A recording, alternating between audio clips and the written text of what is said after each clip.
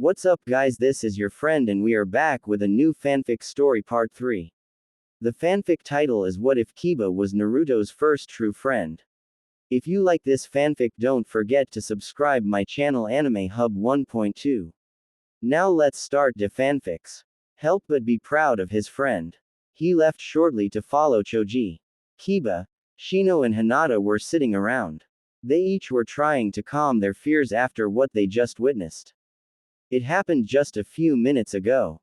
In the beginning, they came across a team of waterfall ninja that were trapped in a net, heaven, scroll laying on the ground. They took the scroll and walked away. While getting the scroll was easy, Kiba felt restless and wanted to explore more. Shino was against it and Hinata agreed. However, he convinced them, mostly annoying the two until they gave in. Kiba assured them that everything would be fine. Boy, was he wrong. They ran into two teams about fight. One of the team was that sand team Naruto mentioned. They faced off against an older rain team. The leader tossed two umbrellas in the air. Doing a hand seals, dozens of Senbon shot out toward the red head. They waited to see if the attack worked only to see that it did not work. Not one needle got through and the team was surprised because the boy wielded sand. That's when he attacked with that same sand. He quickly encased him in a cocoon. He then violently crushed him to death. It was the most gruesome scene they had ever seen. His teammates had quickly surrendered after witnessing that. However, it did not save them from the same fate. What really got to Team Kurenai was that he did it with such ease and without remorse. That's when they saw that he was not satisfied and wanted to kill more. The team was very scared but were saved when he agreed with his siblings to make their way to the tower.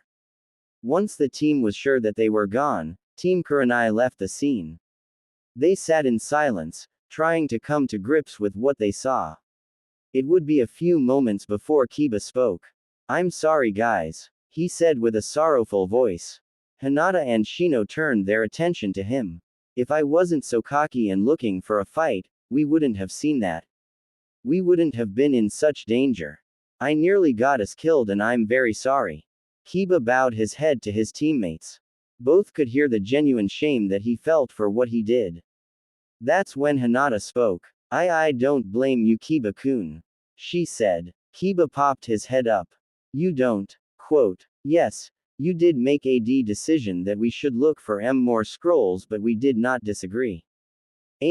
Also, you did not know about either of those teams. We should be happy we're alive." Hinata explained. "Hinata is right. Do not take responsibility of this. However, for the future, think with your head, not your ego. You're not Sasuke," Shino added. Hinata giggled at the joke while Kiba looked at Shino with surprise. He then scoffed at Shino with a smirk. They decided to rest for a little while longer before heading to the tower. Sasuke clashed with the rain ninja, Oboro, in midair. He then had to dodge a kunai coming from behind. He had his Sharingan on so he was able to counter his opponent's punch, kicking him in the chest. They landed away from each other. The other rain ninja appeared and looked ready to cut Sasuke down. Sasuke turned to counter only to see through the genjutsu. It was a good thing as he was able to dodge another kunai. However, he was starting to get tired. He had been fighting Oboro for 5 minutes before his teammate came and it was starting to wear down his stamina. He turned to Oboro who was chuckling at him. "Despite having those special eyes, you can't seem to keep up with our attack. I guess you should have stuck with your teammates, Uchiha." Oboro mocked. Sasuke growled at his mocking. That's when they heard an explosion. The two were surprised by the different colored smoke. Oboro's teammate came out of the smoke, covered in different colors. He was trying to get the paint off him. That's when a blonde blur shot out of hiding and proceeded to bombard the dazed shinobi. The two were still watching in surprise, which almost cost Oboro. He spun in time, attempting to stab the person coming up behind them. His missed as they ducked under the strike. They then blocked his counter and stabbed a Senbon into his left arm. It went limp, stunning him. He swung his kunai but they blocked his arm, disarmed him and jabbed another Senbon into his other arm, rendering it useless. With no way to defend himself, he was at the mercy of the oncoming fist that crashed into his face. Sasuke looked on in surprise as Sakura rubbed his fist. He then looked on to see that Naruto had finished off the other rain ninja. Naruto stood up and walked away from him. He bumped in him and continued on to Sakura, who was checking the guy she just knocked out. So, Naruto asked. He doesn't have it either. It must be with the third one. Sakura said. Naruto turned to look at Sasuke. So, are we going to get a thank you or are you going to sulk? Naruto asked. Sasuke just growled at him but said nothing. That's when he noticed that Sakura was giving him a look. He didn't like it and gave her a look too. What? Sasuke demanded. I'm just wondering how much longer you are going to act like a child. Sakura answered. Naruto snorted while Sasuke was glaring daggers at her. Excuse me, Sasuke snarled. If you want to prove your superiority, then do it in the next stage. Right now, we are in a forest surrounded by enemies and animals that will kill us. We need to be on the same page or we will not make it through this stage. Since you want to act like a spoiled child, then I and Naruto will treat you like one. Sakura stated. How dare you speak to me like that? Exclamation mark quote. Sasuke roared. Because you're not acting like a ninja or maturely. Sakura shouted at him. You're acting like one of those kids who throws a tantrum when he doesn't get his way. Captain Kakashi might cater to you and there is still a part of me that still likes you, but I refuse to die here because of your damn ego. So choose. You can team up with us and pass or go it alone and fail. You would fail on purpose just to spite me. Have you forgotten about your new friend right next to you? Sasuke sneered. Oh, I agree with her. Naruto said, stunning Sasuke. I would love nothing more than to be a Chunin, but I'm not going to risk my life to satisfy your ego. You forget, you need me more than I need you to pass. I have no problem waiting another 6 months. By then, I'll be with a better sensei and without you. So, what's it going to be, golden boy? Sasuke was enraged. He couldn't believe the balls of these two. He wanted to tell the two of them off so bad, but he knew that Naruto had a point. Without him getting the scroll, he would not pass the test. He squashed his rage and pride for the moment. He gave the two a harsh glare. Fine. From here on, we are teammates. After we pass this stage, I'm leaving this team. I refuse to put up with either of you after this insult. Are we clear? He stated. Sakura did not look too hurt by this and Naruto didn't care. The two nodded and were prepared to leave. Well now, a voice said. The three looked around when they heard the voice and were prepared to fight. That's when a teen landed in the middle of them, forcing them to face him. The teen had on a straw hat, a gray garb, black polo and black pants. He also wore a purple rope as a belt. The team got into their fighting stance and faced him. Defeating you all will be simpler than I thought. With that, he unleashed his killing intent. All three were scared and frozen stiff. They were gasping for air. He then did a seal and the whole area went white. She did to her childhood friend, but a stronger part of her told her that it wasn't that big of a deal. She saw Choji's and Shikamaru's attitudes as being childish. It was something that she believed strongly about. Either way, she decided that if those two were going to act like children, then she would treat them like children. She also was going to ignore any words that they said and do what they should have done in the beginning, go after Team Kakashi. Sakura placed a wet rag on the forehead of Sasuke. She was currently watching over him and Naruto inside a hollowed-out tree. She had dragged the two here after waking up from his unconsciousness. When she did, she saw that man bite down on Sasuke's shoulder, his neck extended. He removed his mouth from him and Sasuke hit the ground. She rushed over to him only to feel his temperature rise and his pulse begin to fade. The man who called himself Orochimaru told her to keep watch of him and that soon he would come to him before vanishing. Sakura did not understand what that meant, but it concerned her. She also wondered what that mark on his shoulder was. She did not like it as it was right where she saw Orochimaru bite him.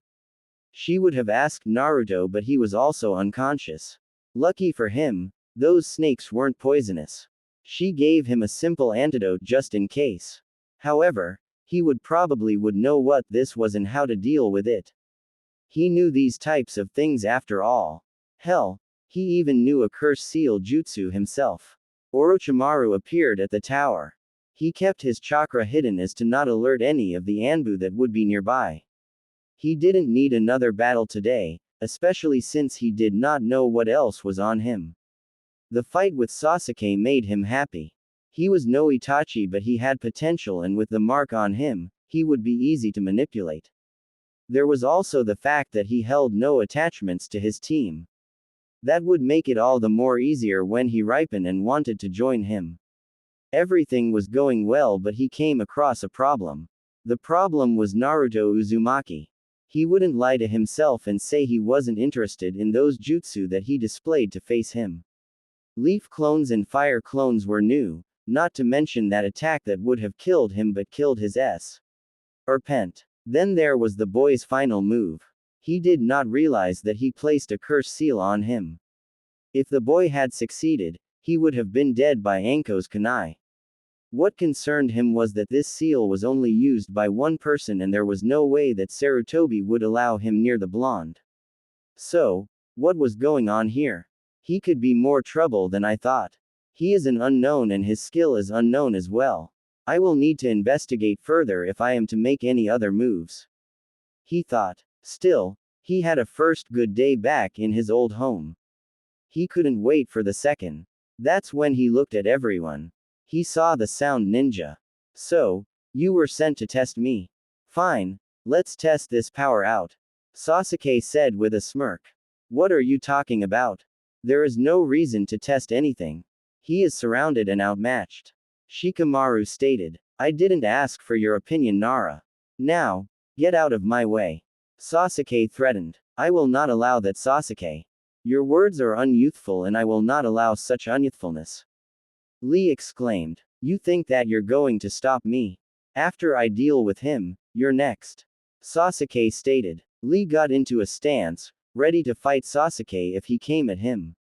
That's enough, Sasuke. Sakura shouted. These are our comrades and have saved us from harm. Now, stand down or else we will put you down. Sasuke was surprised at Sakura's tone, but that quickly turned to anger. He growled and chakra exploded out of him. Everyone prepared to fight when a smoke pellet hit the ground near him. It confused him enough for something to be put on his head. Sasuke suddenly felt tired and immediately fell on the ground, out cold. The smoke cleared to reveal Naruto. He looked at everyone. So, what did I miss? Choji and Shikamaru had just finished securing the sound team while Team Guy had just left with their teammate. Shikamaru looked to see Naruto check over the mark on Sasuke's shoulder. He could also see that Naruto and Sakura were getting annoyed with Ino hovering. He made his way over just as Naruto finally lost his patience.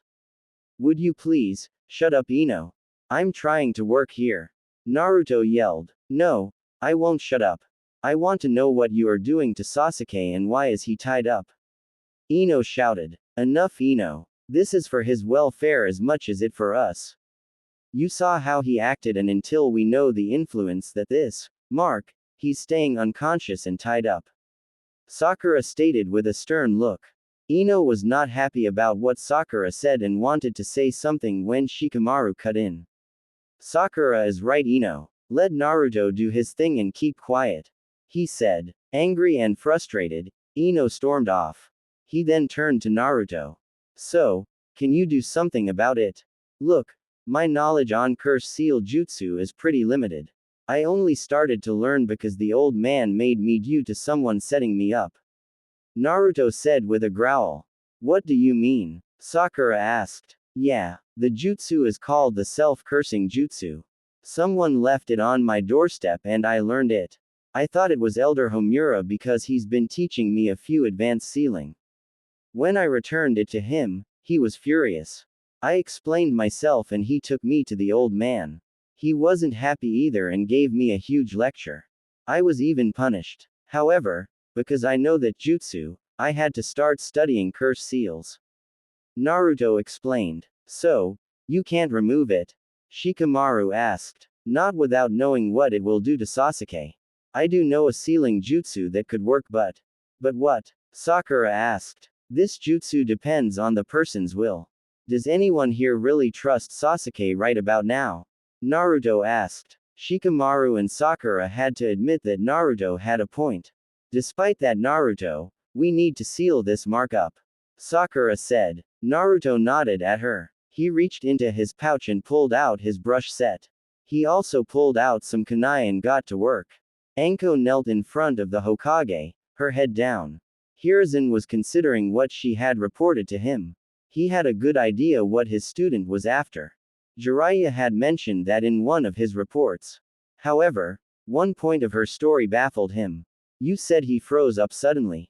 Hiruzen asked. Yes, sir. It was very unlike him. He was about to use my curse mark against me when he froze. It was only for a moment, but if he was only a second slower, Anko said. That confirms my fears and adds a few more. Hiruzen said with a sigh. Hiruzen figured out what Orochimaru was after and he already put his mark on it. He wasn't too worried about the mark because Naruto would have it covered. It also made Naruto a dangerous asset. As soon as Team Kakashi arrives, I want them brought to me. Hiruzen ordered. Sir. Sasuke screamed in pain despite being under Naruto's seal. Ino was being held back by Choji as he screamed. The symbols Naruto were moving toward him and circled the curse mark. It would be seconds later before it was over. Sasuke fell face first onto the ground. Everyone gathered to look at the seal. Sakura looked at Naruto before looking at his bloody fingers.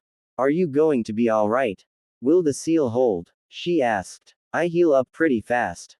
As for the seal, with the extra 2 seals I put on him, it should be fine. The curse sealing jutsu isn't the most powerful seal because it is dependent on the person. Knowing Sasuke, I took extra precautions. The first ring of seals is a contract seal. It will prevent anyone from activating or control the idiot. The second ring of seals is a suppressor seal. If Sasuke tries to use it, this seal will suppress it. It's best I could do. Naruto explained. It's better than nothing. Shikamaru said before tossing him a scroll. Naruto caught and saw that it was an earth scroll. Everyone was surprised by this. You need more than anything. Don't worry, I took it off them. Motioning to the sound team. The sooner you get to the tower, the better. We'll meet up with you soon. That is if someone sticks to the plan. He gave Ino a look only to receive a glare. Thanks man, I owe you one. Naruto said. What about the sound team? Sakura asked. Naruto just grinned before doing some hand seals. He put his hand on the ground and a string of seals made its way to them. The team was consumed in smoke before it cleared to reveal a scroll.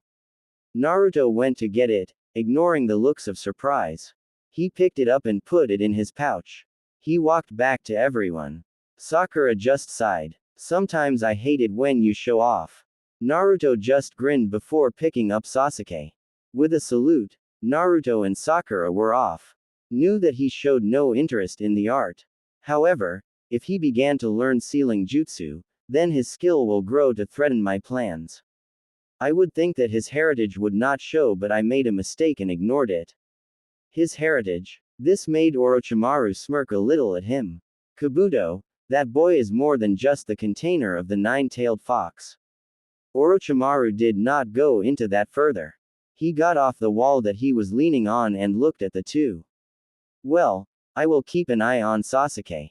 Getting him to leave this village might be easier than I thought.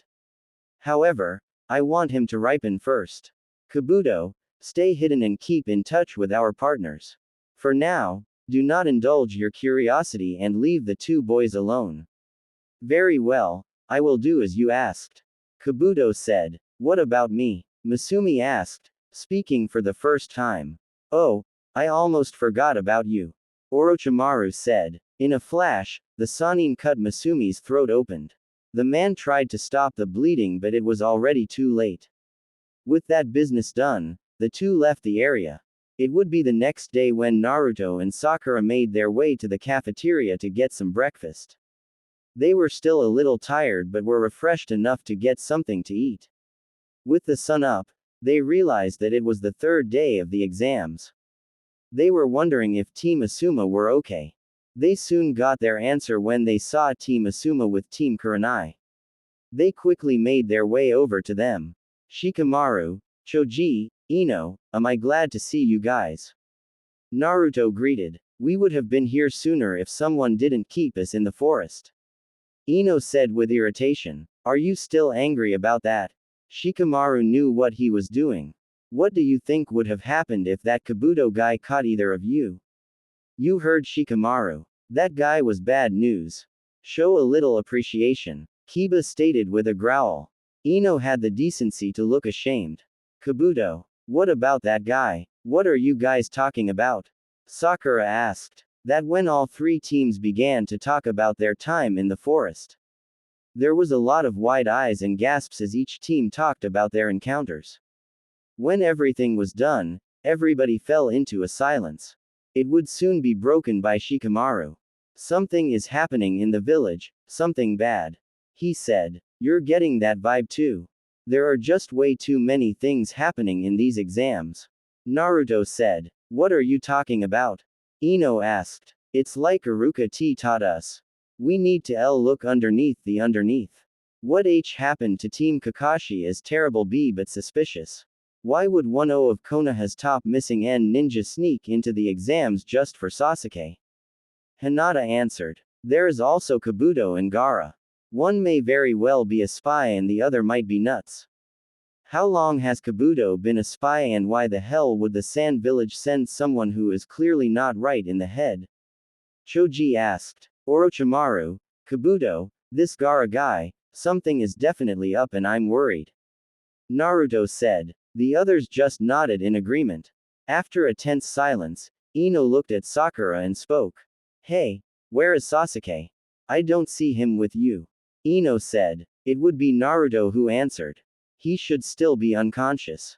The curse sealing jutsu takes a lot out of the person it is applied to. My guess, he's still out and probably under Anbu guard. Naruto said. The group continued to converse, unaware that someone was watching. This person focused his eyes on them, particularly on Naruto. He did not know why, but he was very interested in the blonde. Perhaps he would prove his existence like the Uchiha would. He vanished without a trace. And comrades, what were you thinking? Kakashi asked. Those two aren't my teammates and the others are not my comrades. They were in my way and tried to stop me from testing that new power. Sasuke stated loudly. A power that Orochimaru is using to control you. The curse seal gives power but it makes you dependent on him. He is using you and you don't see that. Kakashi explained. Sasuke calmed down a little after that.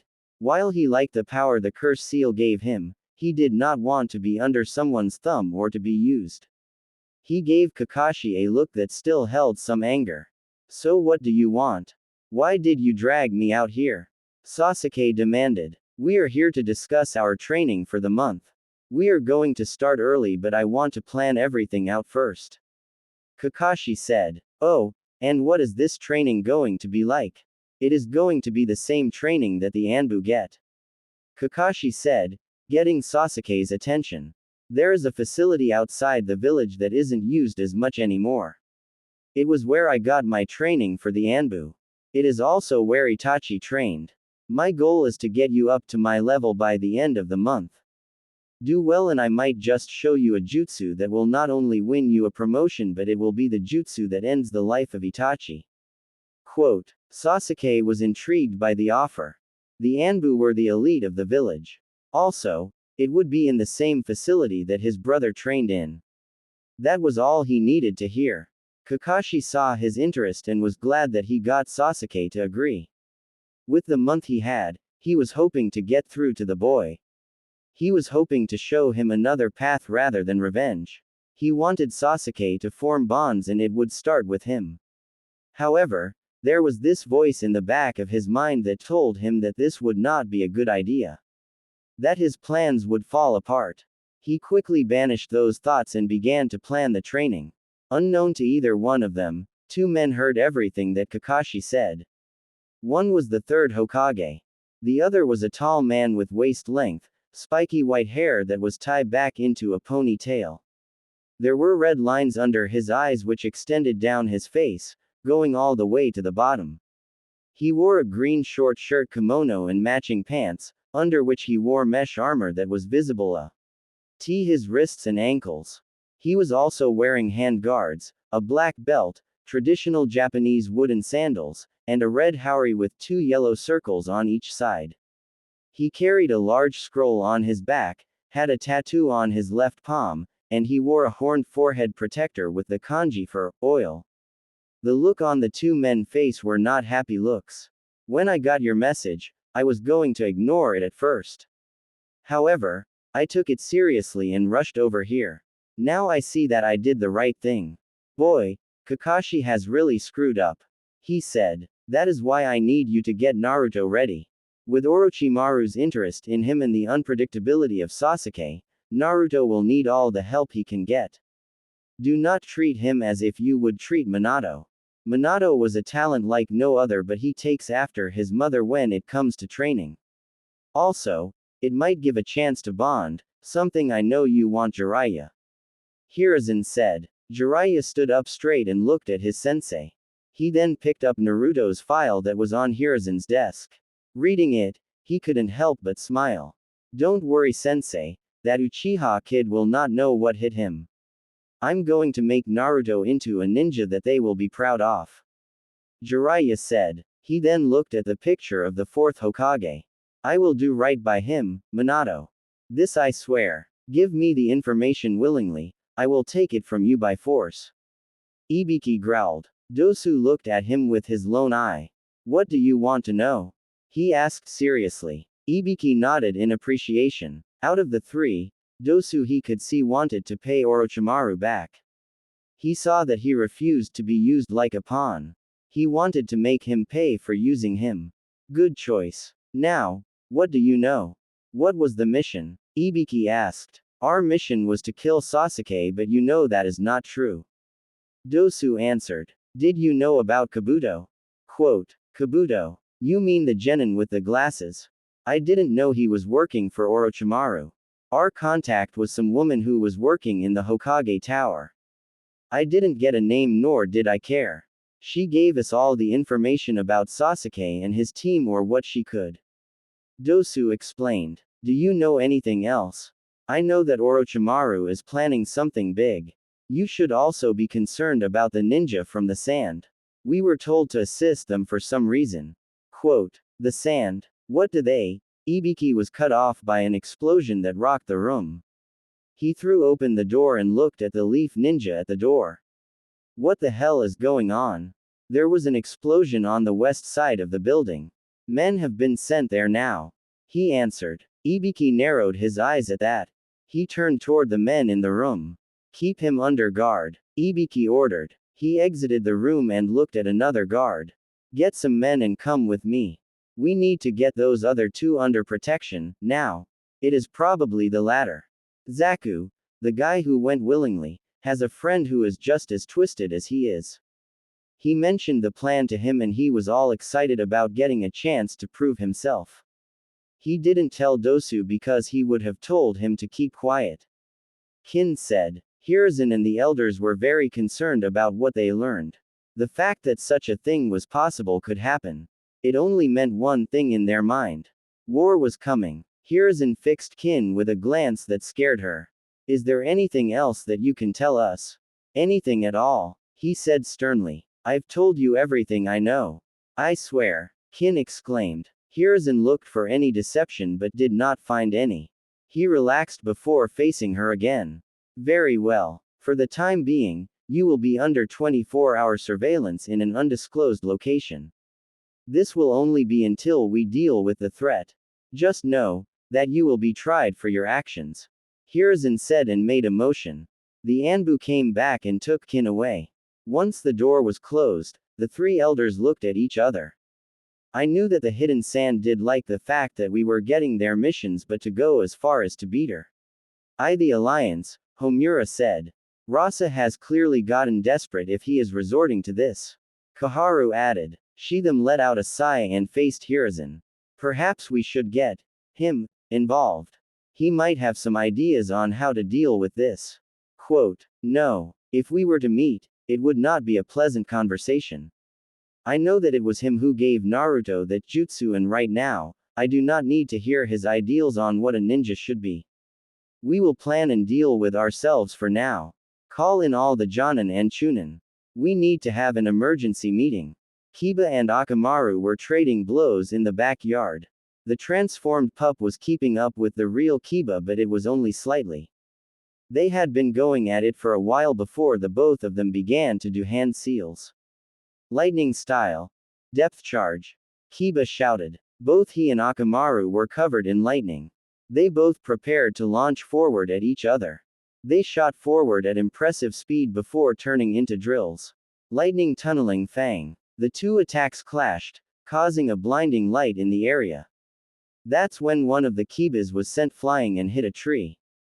The other Kiba disengaged his jutsu and ran to the other. When he got to him, a puff of smoke revealed that it was Akamaru. Aw man, I'm sorry Akamaru. I guess we went a little too far with our spar. Akamaru whimpered a little, but he barked that he was okay. The two decided to rest for a while. You know buddy, I think we need to think outside the box here. Akamaru tilted his head in confusion. Well, I'm not saying that we aren't going to win, but I think that we're going to need a bit more than our taijutsu. We might have to learn a new jutsu, something to give us an edge. A wise decision, a voice said. The two were startled and quickly on their feet to face the intruder. That's when the intruder walked out, and it was Kuromaru, his mother's partner. Oh Kuromaru, how's it going? Kiba asked, relaxing a bit. I am doing all right. Your mother asked me to check up on your training. I must say, that is an impressive attack, but you are right in thinking that you would need more to take on the young Hyuga prodigy. While we do have a very destructive taijutsu style, it pales in comparison to the gentle fist of the Hyuga. Learning a new jutsu will go a long way. Kuromaru spoke. Do you have any ideas? Kiba asked. I do have an idea. Come, we are going to the clan library. Kiba groaned at that as he disliked the library, but he went anyway. If it would help him with his fight with Neji, he wasn't about to ignore it. Shino was walking around the village streets. His training with his sensei was interrupted by a mandatory meeting. He decided to take a break before continuing his preparation against Shikamaru. He had a plan going into this fight with him, but he felt that it would not be enough. Playing Go with him on a weekend basis, Shino knew that Shikamaru was very intelligent. Adding the fact that Shikamaru knew barriers, it might make many of his attacks useless. He kept walking until he caught sight of something in the window. He took a closer look and saw that it was a kunai with kanji characters. Shino didn't know why, but it interested him. That's when someone came out. Hey, you're that Shino guy, right? The voice said. Shino turned to see Tenten. He gave her a look before looking at the kunai again. Tenten saw this and smirked. You're interested, huh? It's of my own design. It's a special kunai with a seal etched into the metal. I bet that Uzumaki kid can't do that. Yes, he can. Did it back in the academy. Shino stated. This erased the smugness on Tenten's face. What does the kunai do? It can break barriers. You just add chakra to it and toss it. It'll smash through most barriers. Anything greater than AB rank and it's useless. Tenten explained. Shino just turned to her after hearing that. How much? Shino asked. Tenten just looked at him, a little intimidated. That's the gist of the jutsu. So, are you ready? He asked. Would it matter if I said no? All Shikamaru got was a grin. The sounds of wood cracking against each other was heard through her window. The matriarch of the Akamichi clan had woke up to that sound for a week now. It did not bother her as she was an early riser. She got up and placed on her robe. Sandals on, she made her way to the kitchen to fix breakfast. Her boys would work up an appetite after their training. She entered the kitchen just to see her husband and son trade strikes with their staffs. She could see that Chozo was actually trying to fend off Choji. It made her proud to see that her son was taking his training seriously because it made her worry less. She knew that Choji was destined to be a shinobi no matter how much she didn't want it to be. He was to be the next head of the clan. Before, he did not train as much and would hang out with Shikamaru.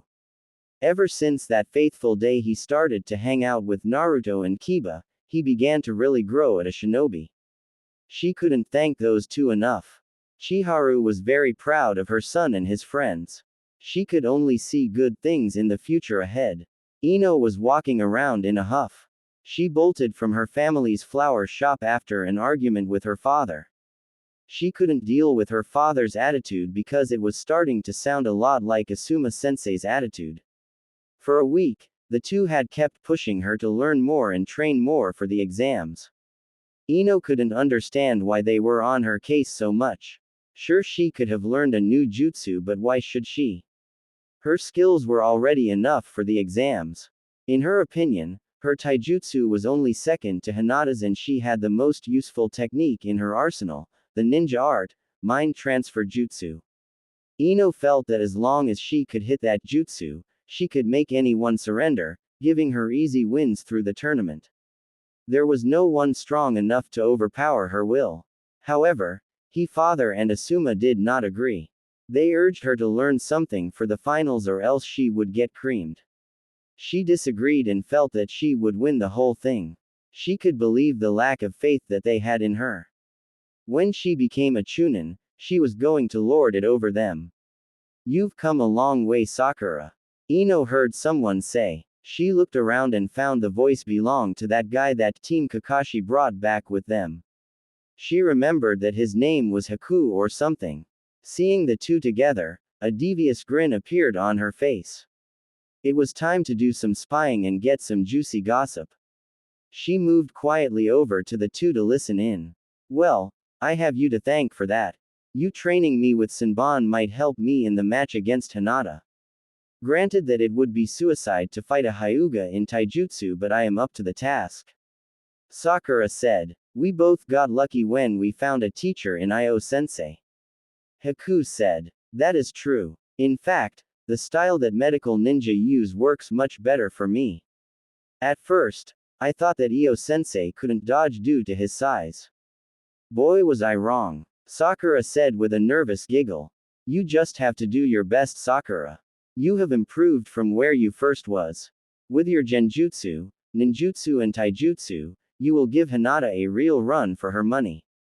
Haku said. Thanks a lot, Haku. Sakura said. Ino decided to leave at that point. She was expecting some type of gossip, but all it was training talk. It was so boring. No matter who Sakura got to help her, Hinata was going to win. However, a small voice in her head told her that her rival was now miles ahead of her. Kakashi was called to a meeting with the Hokage. It turned out he would be facing him, the elders and the Shinobi Council. He already guessed what this was about. It seems that his time was up as sensei. However, he was not going down without a fight. Kakashi Hatake, this review has been called due to your actions as sensei of Team 7. It is the will of this council that you be stripped of your team. Hiruzen said. Something that I do not agree with. Kakashi said. I may not have been the best sensei, but I am not so bad to have my team taken away. The evidence says otherwise. Kaharu said. The evidence is biased. You are taking the words of two genin who do not respect my authority. The same can be said about Iruka Yumino, Ibiki Morino and Haku. They have undermined my position and stole my charges. Kakashi stated with some seriousness. You sound like a baby that had its favorite toy taken away. Both Naruto and Sakura saw that they weren't getting any stronger under you and sought strength somewhere else. That is not about disrespecting your authority. It is more like you disrespected their abilities as shinobi. Sum said. This coming from the person who did not want me as Naruto's sensei in the first place. Kakashi replied. While you can say that about Sum, You can't say that about the rest of us. Shikaku said. I agree with Sume's statement due in point to the vast improvement of both of your students that does not include any help from you. You disrespected them, not the other way around. The fact that you have done nothing to even stop Sasuke's harassment of Naruto is a red flag. The boy has threatened to steal Naruto's jutsu and attempted to several times. Murakumo's reports clearly state that. Sume added, okay, I did not curb Sasuke's jealousy and I did not focus on my other two charges as much as I did him. However, we all know about Sasuke's quest. I was just trying to show him that there is a different path.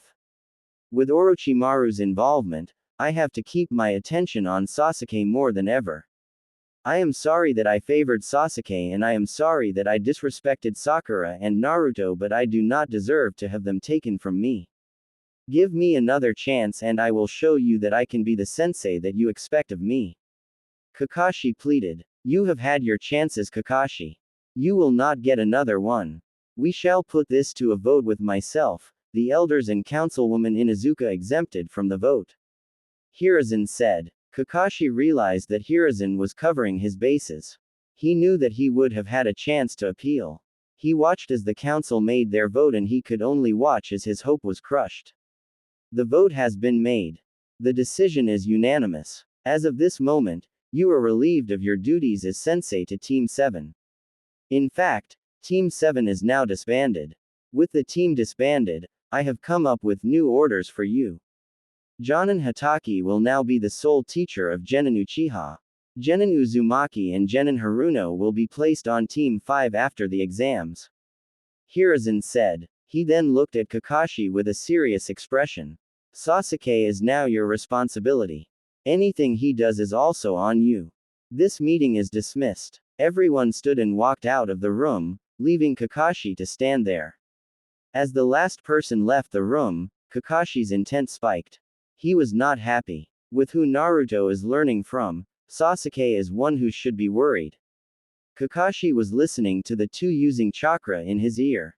He narrowed his eye at what was being said. Who has Naruto been training with that they would be so confident? Kakashi thought. He turned his attention back to the sound of an explosion. He looked to see that Sasuke had finally gotten the hang of his jutsu.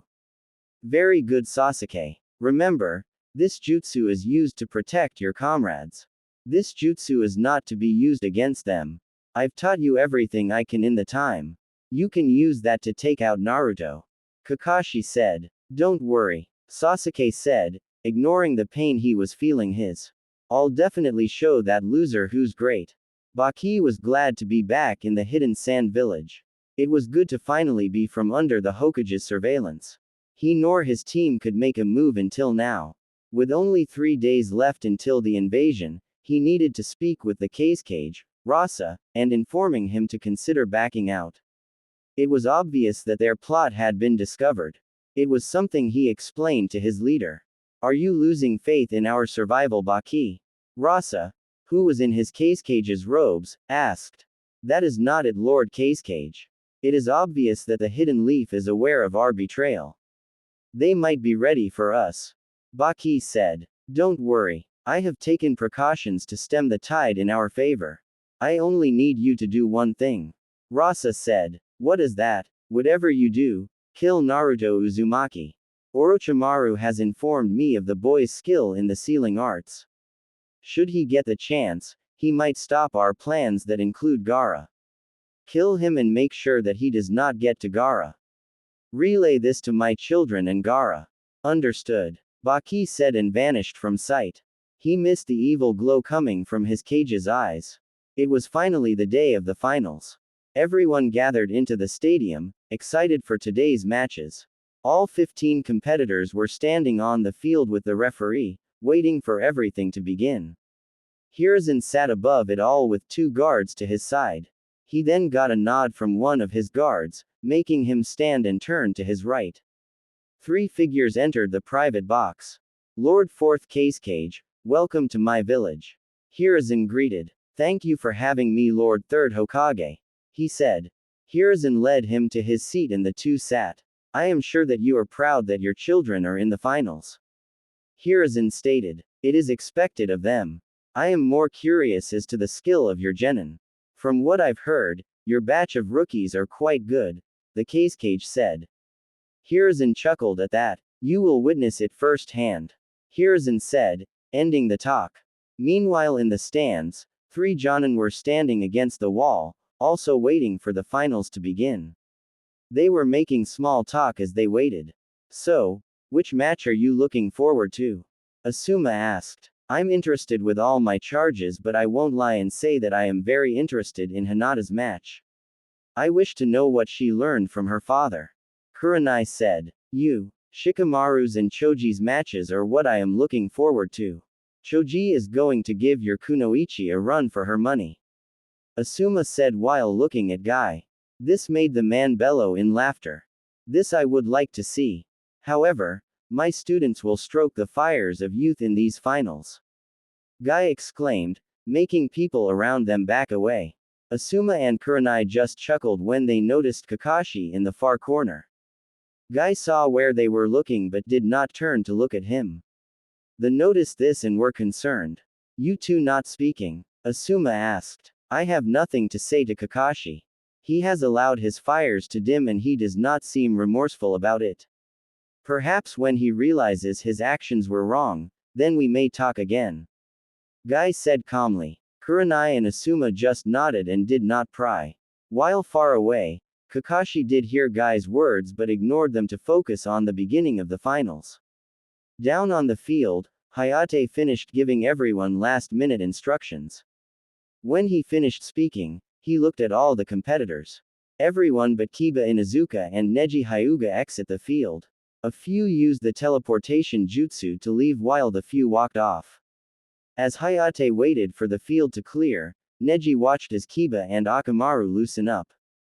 This amused him greatly. Seeing the smirk, Kiba narrowed his eyes at him.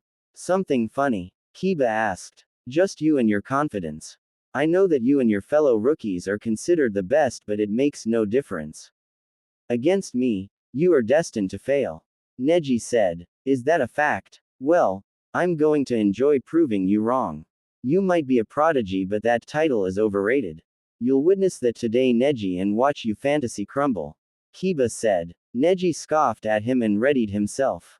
Seeing that the talking was over, Hayate got in between the two and prepared to start the match. The first match of the Chunin exam finals, Kiba Inuzuka vs Neji Hyuga, begin. Quote. But it was an incredible achievement and he would not hide his pride. He continued to watch as the Inuzuka tried again to attack but was one again thrown away. Hiyashi knew that the young Inuzuka was brash, but he was going to get hurt if he continued on his path. There was no way to beat the clan's perfect defense. Kiba hit the ground again, Akamaru landing right next to him. He groaned but was quick to shrug off the cobwebs. He looked at Neji, who had his smug grin on again. But he did not focus of him. He was focusing on the ground. So that's how far his dome goes. Hey, he'll never know what hit him. Kiba thought. He looked at Akamaru. Okay boy, hit him hard. I'll clear the way for you. Akamaru nodded and charged forward. Kiba waited until Akamaru began his spin. Neji just looked at them with scorn. Sending your mutt was a mistake. Palm rotation. Neji began and Kiba moved. He quickly moved ahead of Akamaru before slamming his hand on the ground. Earth style. Mud wave jutsu. Kiba shouted. The ground began to move like a wave around Kiba. It extended far enough to catch Neji in its wave. It is because of this, Neji began to lose his footing and came out of his spin. He stumbled, trying to get his balance. This also left him wide open and he was hit by Akamaru. Neji felt a few blows hit him all over and tossed him into the air. Kiba saw this and prepared himself.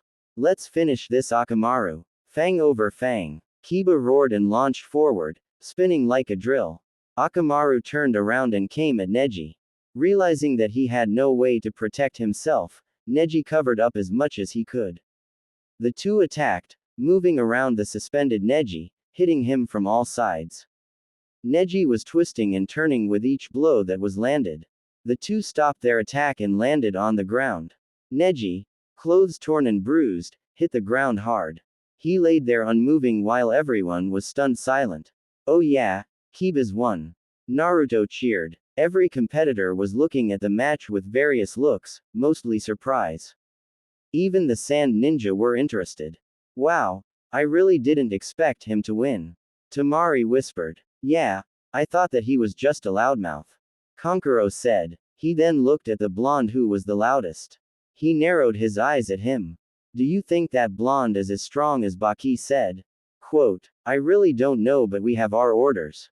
He has to die. Tamari said. Then he will die. Gaara whispered, ending the conversation. They turned back to the match to see something incredible. Neji stood up. Neji struggled but was able to stand on his feet. He was in pain and angry. He couldn't believe that he allowed this weakling and a little puppy put him in this position. They humiliated him, beat on him and made him look weak. He would not allow this continue. He would make Kiba pay for this now. Meanwhile, Kiba was breathing hard. The last combination tried him out. He knew learning the earth style. Mud wave jutsu would come back to bite him in the ass as the technique took a lot of chakra to use. Including the fang over fang technique, Kiba was nearly empty. It looks like that I'm running low on energy boy. I probably have one more attack in me. Kiba said. Akamaru looked at his partner and began to do motions. It was something that the two learned in case they got into a situation. Kiba understood the motions and his eyes widened. No way, I can't let you do that. Akamaru furiously began to make motions toward Kiba to try to get him to understand. Kiba was snarling at him, but he realized that there was no choice. Fine, just give me 2 minutes. Akamaru nodded to him and looked at Neji. He took off like a shot and rushed Neji at full speed. While he charged, Kiba began to do hand seals for his jutsu. Neji watched as Akamaru charged forward and glared at him with his Byakugan. He didn't know what he was planning, but it wasn't going to work. He waited and watched as he vanished. That's when Neji slipped into a stance. 8 trigrams, 64 palms.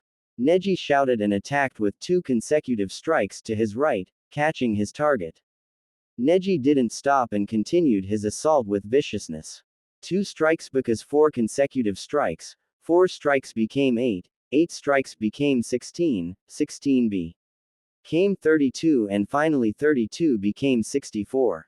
Akamaru let out a gasp and Kiba's eyes widened with worry. Akamaru went sailing in the air as he changed back into his form. The puppy hit the ground hard and rolled for a few feet before coming to a stop. Kiba looked at his partner and friend laying there unmoving.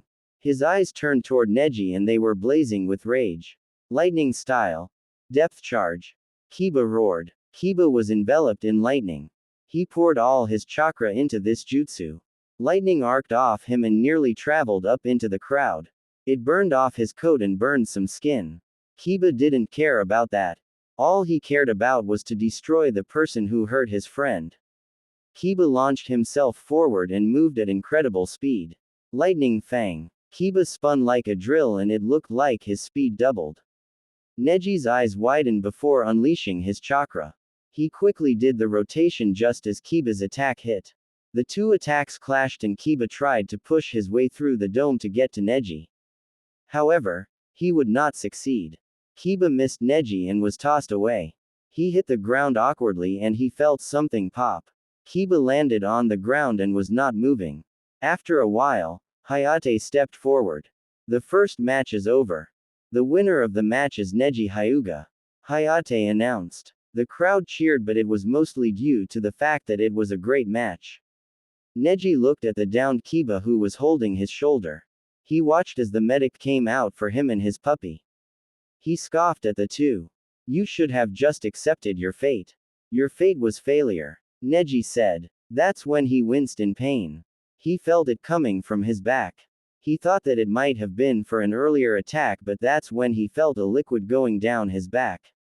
What? It seems that he managed to tag you before you threw him away with your jut. Su. Hayate said. Neji's eyes widened at that. No. Nothing can penetrate the palm rotation.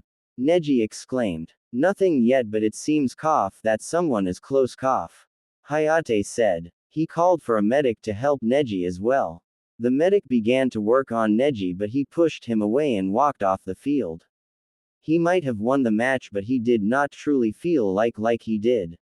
Members. Rasa stated. How about a wager? From one cage to another. Rasa looked at him. Should Sasuke win, I will concede in our debate. Should Naruto win, you will enjoy the rest of the matches and we continue our debate. Hiruzen said. Rasa did not give out any movement. He just chuckled and nodded. The two turned back to watching the match. Hayate looked at the two before starting the match. Once he did, Sasuke charged forward at incredible speed, surprising Naruto. Sasuke lashed out with a 3-hit combo that Naruto barely blocked. He threw a roundhouse kick that Naruto checked and countered with punches of his own. Sasuke easily avoided them and used a feint to confuse the blonde. Sasuke vanished and reappeared behind Naruto. He raised his elbow and slammed it down across Naruto's neck. Naruto gasped and a few people cringed at how hard he was hit. Sasuke smirked as he watched Naruto go down, but he wasn't about to let him hit the ground. That was until Naruto dispelled into leaves.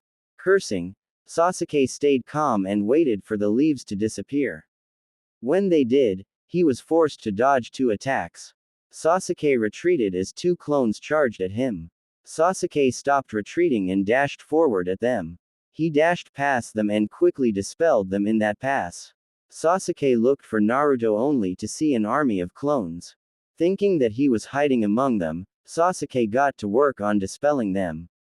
The clones attacked from all angles, but it did nothing against Sasuke, who used his taijutsu effectively. Sasuke just destroyed each clone, not caring that they turned into some black smoke. When it was over, he was within the smoke, but it was just him. He looked around, waiting for an attack. He didn't wait long as something landed next to him. He could barely make it out, but he saw it light up. He quickly used the substitution jutsu as the tag went off. It ignited the black cloud, making the explosion more than it was. Sasuke rolled on the ground away from the explosion. He appeared outside the cloud but was still near it when it went off. He got a little singed by the attack and he was now super pissed. Where are you, Naruto? Sasuke shouted. Naruto didn't answer him and it only angered him more. That's when he caught something out of the corner of his eye. He jumped into the air to avoid it. He looked at a sealing array appear when he just was. He followed the string of seals and found its origin. Sasuke quickly did some hand seal and took a breath. Fire style. Fireball jutsu. The ball of fire raced toward the spot. That's when another sealing array appeared at the spot. Sealing jutsu. Fire seal.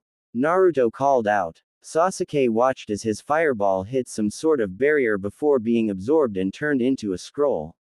Sasuke landed and was quick to reach the spot he attacked. He punched forward but hit nothing but air. That's when he was struck with punch. Sasuke staggered but quickly attacked where he believed Naruto was. Again, he hit nothing but air, but then he was struck 3 times. He countered only to be hit another 3 times. Sasuke couldn't understand what the hell was happening as he got struck from all sides. Sasuke pulled out a kunai and slashed all around. The attack stopped and Sasuke backed up to get his bearings. "Aw man, you cut it," Naruto said. Sasuke looked forward to see a piece of Naruto's clothes. He shook his head and blinked a few times when Naruto's head just appeared out of thin air. Naruto seemed to rip thin air from off of him. He watched as he folded whatever that was and sealed it. Naruto just faced Sasuke again. Sasuke glared at Naruto with hate. "What was that, loser?" Sasuke demanded. "None of your business. Let's just say that I was testing something I was testing and it was a success." "Thanks for that," Naruto said cheekily. "You think that this a joke, Uzumaki?" Sasuke demanded. That's when Naruto got serious. "No, I don't think that this is a joke. I think you're a joke. I think Kakashi is a joke. I think that all this is for nothing because I refused to be second fiddle to you and I refused to stay quiet when someone was cheating out their 2 students. You want to make this match personal because I refused to stay in my place. Kakashi wants to make this personal because of some slight. Fine then, I don't care. Today, I show everybody the true Sasuke. I show everybody that he is nothing but a spoiled little brat who is throwing a tantrum just because someone is better than him. I show everybody that you're not that great.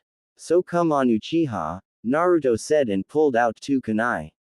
Put me in my place. I dare you. Sasuke was enraged and activated his Sharingan. Naruto slipped into a different stance and readied himself. The two didn't waste any time and charged at each other. Way to go Naruto. That was a great fight. Naruto couldn't believe that they were actually cheering for him. His shock turned into happiness. Naruto raised his arms, making the crowd cheer louder. Watching from his place on the ground, Sasuke could only growl and clench his fist. Hiruzen smiled and leaned back into his seat. He was very happy for his surrogate grandson. It looked like he was starting to win over the villagers. The fight was hard for him to watch at times as Sasuke truly tried to hurt him.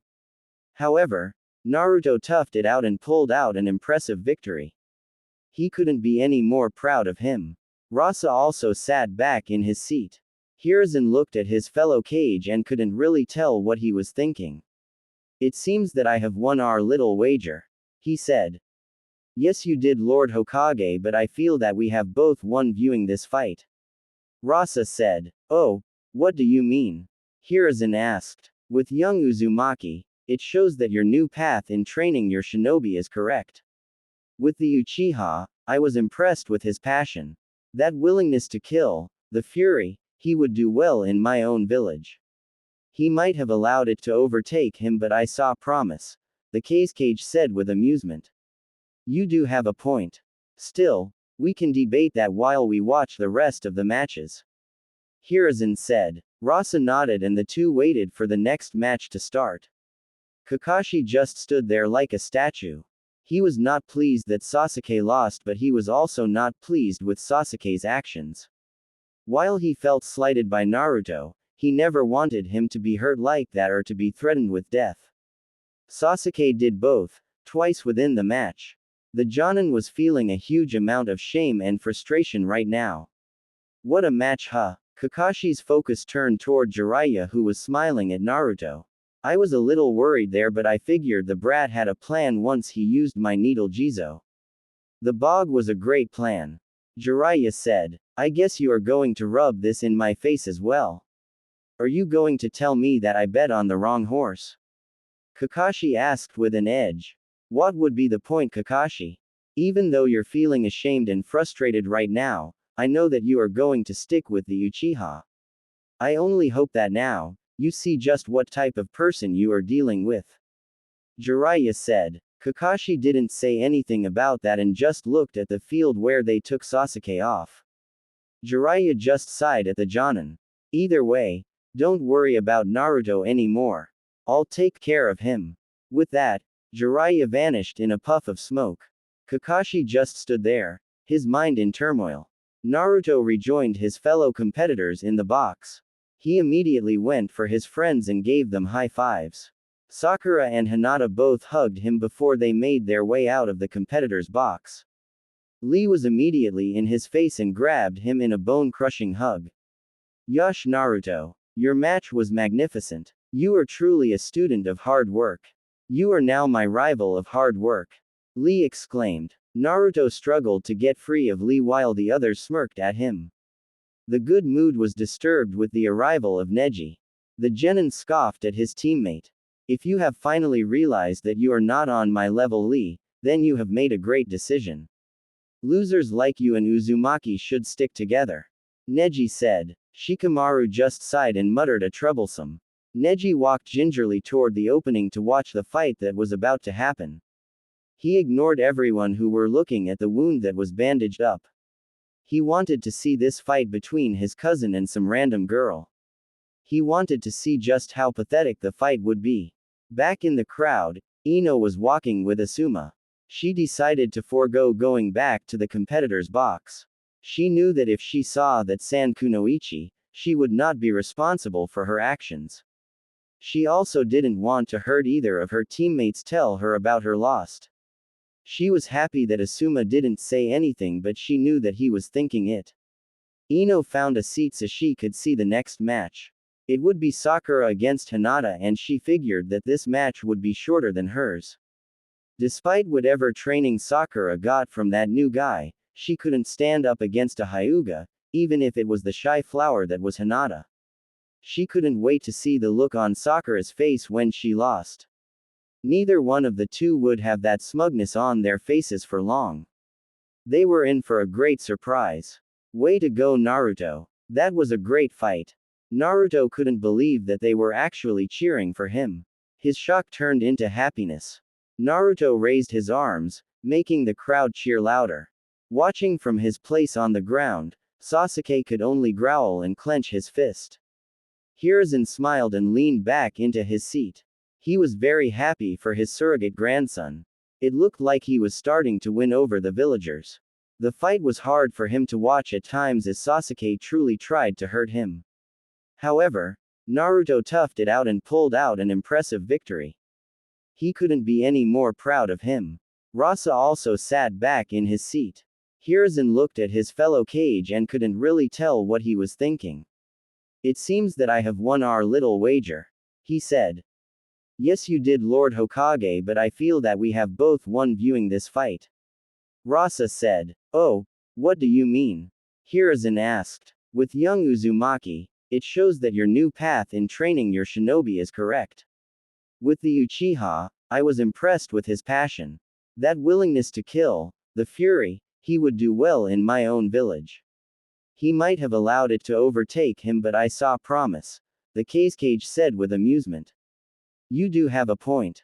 Still, we can debate that while we watch the rest of the matches. Hiruzen said. Rasa nodded and the two waited for the next match to start. Kakashi just stood there like a statue. He was not pleased that Sasuke lost, but he was also not pleased with Sasuke's actions. While he felt slighted by Naruto, he never wanted him to be hurt like that or to be threatened with death. Sasuke did both, twice within the match. The Jonin was feeling a huge amount of shame and frustration right now. What a match, huh? Kakashi's focus turned toward Jiraiya, who was smiling at Naruto. I was a little worried there, but I figured the brat had a plan once he used my needle Jizo. The bog was a great plan. Jiraiya said. I guess you are going to rub this in my face as well. Are you going to tell me that I bet on the wrong horse? Kakashi asked with an edge. What would be the point, Kakashi? Even though you're feeling ashamed and frustrated right now, I know that you are going to stick with the Uchiha. I only hope that now, you see just what type of person you are dealing with. Jiraiya said. Kakashi didn't say anything about that and just looked at the field where they took Sasuke off.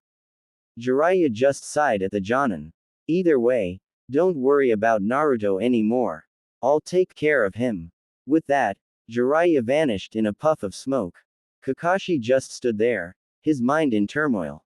Naruto rejoined his fellow competitors in the box. He immediately went for his friends and gave them high fives. Sakura and Hinata both hugged him before they made their way out of the competitor's box. Lee was immediately in his face and grabbed him in a bone-crushing hug. Yush, Naruto. Your match was magnificent. You are truly a student of hard work. You are now my rival of hard work. Lee exclaimed. Naruto struggled to get free of Lee while the others smirked at him. The good mood was disturbed with the arrival of Neji. The genin scoffed at his teammate. If you have finally realized that you are not on my level, Lee, then you have made a great decision.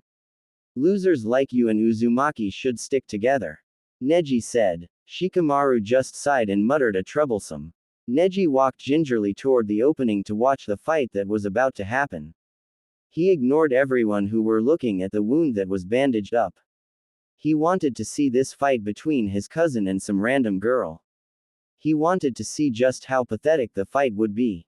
Back in the crowd, Ino was walking with Asuma. She decided to forego going back to the competitor's box. She knew that if she saw that San Kunoichi, she would not be responsible for her actions.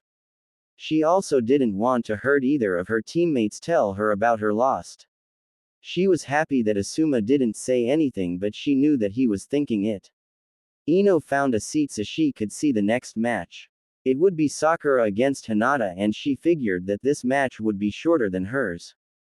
Despite whatever training Sakura got from that new guy, she couldn't stand up against a Hyuga, even if it was the shy flower that was Hinata. She couldn't wait to see the look on Sakura's face when she lost. Neither one of the two would have that smugness on their faces for long. They were in for a great surprise. Uchiha into a seat. The two glared at each other before Sasuke turned his attention to the field. The two Jonin looked on in concern and wondered what happened between them.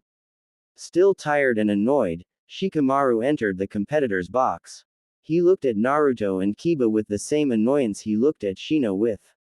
The two looked at him with smirks, indicating that they knew why he was so unhappy. You think this is funny, don't you? You think that you have brought me over to the dark side, huh? Shikamaru spat angrily. Shika, why are so serious? Kiba asked with an amused tone. All Naruto and I wanted to say is good work out there. You really show that, will of fire. Naruto looked on with a smirk and slow clapped for Shikamaru. You won't know when, but I will make you both pay for this.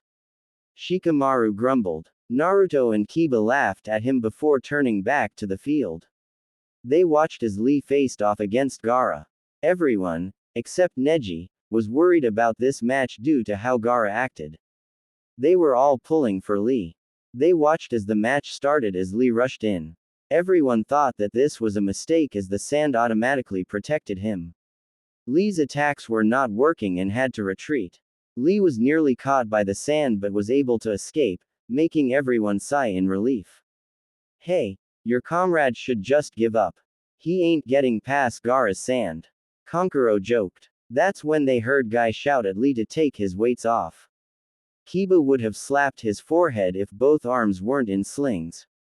I forgot about that. Lee wears the same weights I do every day. He's probably going at half speed. Kiba said. Please, you don't actually think a couple of pounds is going to make a difference? Scoffed Tamari. That's when Lee's weights hit ground, shaking it and creating two craters. Everyone was wide-eyed at that. Shikamaru looked at Kiba. How much weight does he move with? Shikamaru exclaimed. That's when Lee vanished and appeared next to Gaara. Lee's punch nearly caught Gaara and plowed through the sand. Lee began to move at incredible speeds, surprising Gaara. Lee then connected with a punch that sent the redhead flying. This shocked his siblings. Lee continued to move too fast for Gaara's sand and once again, Lee landed another blow. This isn't real. There's no way this is happening. Kankuro shouted. The Konoha shinobi looked at them with some confusion. They looked back to the match to see Gaara stand. They also saw the crazy smile on his face as the sand began to cover the cracks on his jaw. What the? Is that? Is he wearing sand armor? Kiba asked. That's when they noticed feathers falling down. Everyone was starting to feel really sleepy, but Sakura, Neji, Shikamaru, Hinata and Shino recognized that it was a genjutsu. They quickly dispelled the genjutsu and helped dispel it over Naruto and Kiba. They were wondering what was going on when Sakura noticed something. It was Kankuro and he just launched his puppet at Naruto. Naruto! She shouted. The blonde looked up to see the puppet on him. Neji reacted and quickly got in front of him. Rotation! He shouted. The chakra dome knocked back the puppet. Tamari growled before opening her fan all the way. Wind scythe jutsu! She shouted, launching a huge wind attack. It caused an explosion in the competitor's box. The Jonin saw this and was worried for their students. They couldn't do anything to help them now as several sand and sound shinobi appeared within the crowd who were all fast asleep. They were engaged with the enemy, protecting the villagers. The fighting was starting to get intense. On the roof, the case cage had Hiruzen with a kunai to his throat. However, that quickly changed when Hiruzen burst into flames, surprising the case cage. He managed to escape being burned. He chuckled at the attempt before facing Hiruzen. Cute. You learned a new jutsu. Assuming that you learned something from a child. The case cage said with a different voice. That same child also put a curse on you. Hiruzen said. That he did. Surprised and annoyed me at the same time. All those children have been annoying me. He sneered. You should be more concerned with me. Seeing how you're made some careless mistakes, I might just send you back to the academy. Hiruzen said with a smirk. An amused snort was made as the cage removed his face and hat, revealing it to be Orochimaru. Very well, sensei. Let's begin. Again. Stay out of my way. I'm not here for you. I'm here for him. I'm going to run my jutsu through his heart and end this little invasion. Sasuke said with a sneer. The truth was, Sasuke didn't care if Gaara was their main attack. All he wanted to do was prove that he was strong enough to defeat the Hidden Sand Village's strongest shinobi. If he defeated Gaara, it would prove that he could take on Itachi and win. Gaara was merely a stepping stone in his ambition. The words he said made Gaara turn to face him. The two were staring each other down. You have the same eyes as me. Gaara said gravely. Come then, show me what you can do. Sasuke smirked while the siblings were not happy. Gaara, this isn't the time, Temari began but was cut off when she and Kankuro was struck by sand. It slammed them into the tree and kept them there.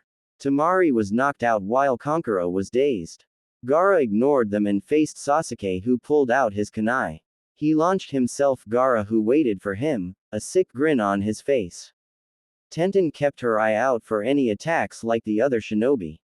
So far, the fight had been centralized to certain points of the village. It seemed like the village was prepared for this to happen, which was surprising. Lucky for them, they ran into a couple of shinobi who had set up a shelter near the stadium. Apparently they had set up several of them. Sakura, we need 2 packets of O positive. A medic shouted. Yes sir. Sakura shouted back and went to get the blood.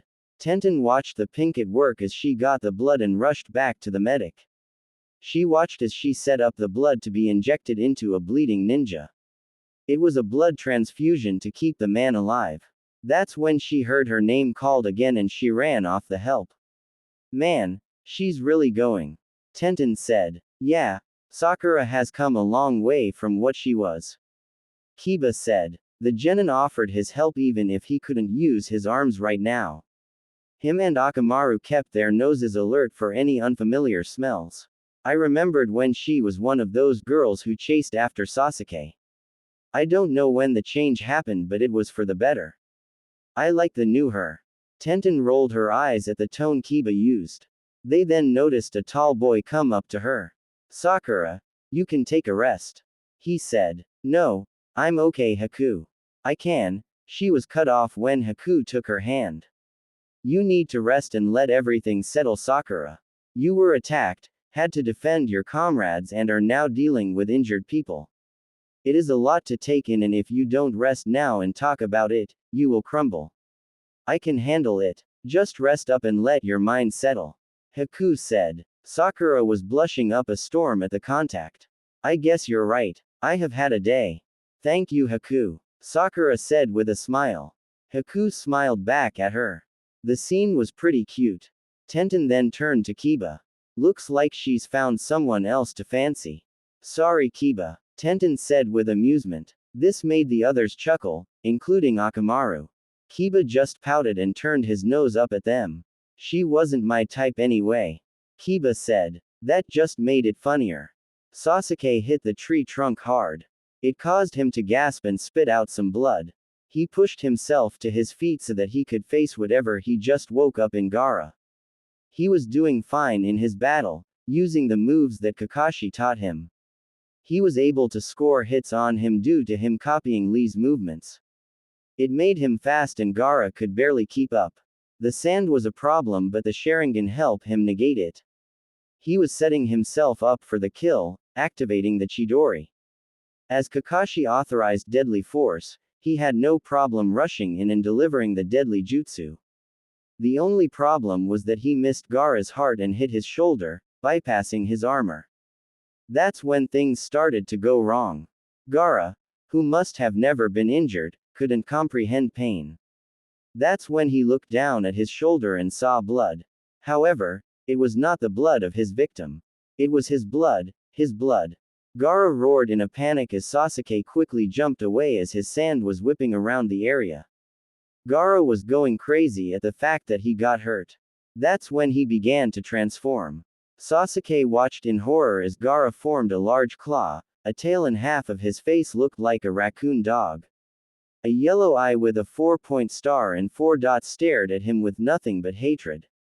With a roar, Gaara charged at Sasuke with increased speed. He barely dodged the claw swipe and quickly got distance. His Sharingan was now useless as he could barely keep up with him. Sasuke tried the Chidori once more, but because he used it in his fight with Naruto and Gaara, it was not as powerful. And it sapped the rest of his chakra. This left Sasuke at Gaara's mercy as he proceeded to knock Sasuke around. Sasuke looked at Gaara with defiance as he looked back with glee. You did well up to a point. You are the first to make me bleed, to feel pain. I shall return the favor by crushing you and feeding your blood to my mother. Isn't that great? Gaara said manically. You crazy bastard, Sasuke gasped out. Heh, heh, heh, that look of fear, I love it. That's the look that proves my existence. That proves that my way is the strongest. I love myself and only myself. When you care for others, it makes you weak. I thought you had eyes like mine, but I was wrong, so wrong. Now, I'll put you out of your pitiful existence. Now die, Sasuke Uchiha. Gaara launched himself at Sasuke, who could not move or defend himself. Leaf Hurricane. A voice shouted. 2 hard kicks hit Gaara and sent him off course. He looked up to see Naruto descend on him. Naruto delivered 3 punches followed by a palm strike. Naruto summoned a clone and used him as a platform to escape. That's when Gaara noticed the ceiling tag. He had only a second before it glowed. A large explosion encased Gaara as he hit the ground. Naruto landed on a branch as Shikamaru and Shino arrived. They watched the smoke for any movement. A loud roar dispelled the smoke and it revealed something. What is that? A nervous Shikamaru asked no one. The beast looked at all of them with a crazed look in its eyes. I will kill you all. He launched itself at them. Naruto stood on top a rusty red toad wearing a large blue happy vest with a kanji letter on its back. A massive dosu blade was at its hip. Its yellow eyes focused on the person on its head. Oh, it's you, Naruto. The toad spoke. I thought we had a deal. You're too young for a drink. I wish it was that simple, boss Gamabunta. We have a huge problem in front of us. Naruto said. Gamabunta looked to see what was in front of him. Shukaku the sand spirit, huh? Do you blondes just like to engage with tailed beasts? Gamabunta asked with a chuckle. So I didn't imagine it. He is like me. Naruto decided to focus on what was in front of him for now. Sorry, boss Toad, but where's the fun in just fighting simple things? Naruto said with a grin. Gamabunta scoffed in amusement before gripping his blade. Very well, let's see if I still got it. Gamabunta prepared for a very tough battle. That blonde idiot, he's always got to do things big. I hope Takami, my mother, isn't seeing this. Shikamaru said with an annoyed tone. On this point, we agree. Why did it have to be toads? Shino demanded. The Sand siblings, who were restrained, couldn't believe that there was someone in the village that was so strong. The summoning jutsu took a massive amount of chakra. The fact that this blonde possessed the chakra to use such a jutsu, it was no wonder their father wanted him dead. Not too far away, Sasuke looked on at 2 titans were about to do battle. He clenched his fists so hard that he drew blood.